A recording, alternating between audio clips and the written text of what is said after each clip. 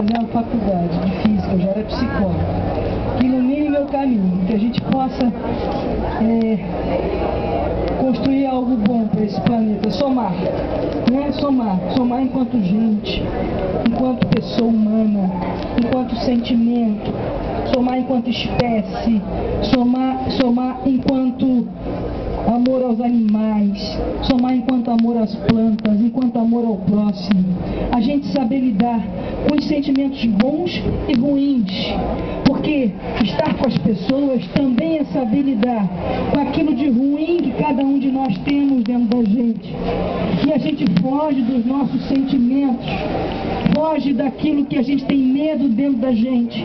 A gente não tem que ter medo da nossa raiva, a gente não tem que ter medo da nossa inveja, a gente não tem que ter medo do nosso ódio, a gente tem que enfrentar cara a cara, frente a frente, e a gente tem que, a partir daí, ter amorosidade, carinho, aconchego com nós mesmos, porque nós somos os únicos seres nesse planeta, pelo menos dentro do que se conhece, que temos consciência de existência.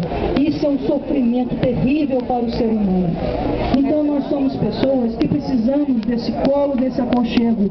E o homem, no seu desespero da sua existência, ele se desespera e ataca, ele se desespera e acha que ter poder e guerras, enfim. Eu acredito que se a gente puder, esse é meu sonho, e é isso que eu busco no dia a dia da minha vida, enquanto cientista, né? Enquanto pesquisadora, enquanto psicanalista.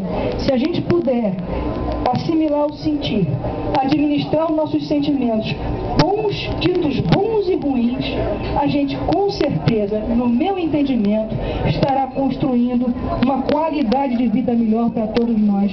E este é o meu sonho, e acima de tudo, convivendo com as diferenças, que a coisa mais difícil é conviver com as diferenças. Eu agradeço a todos que estão aqui, eu estou muito emocionada.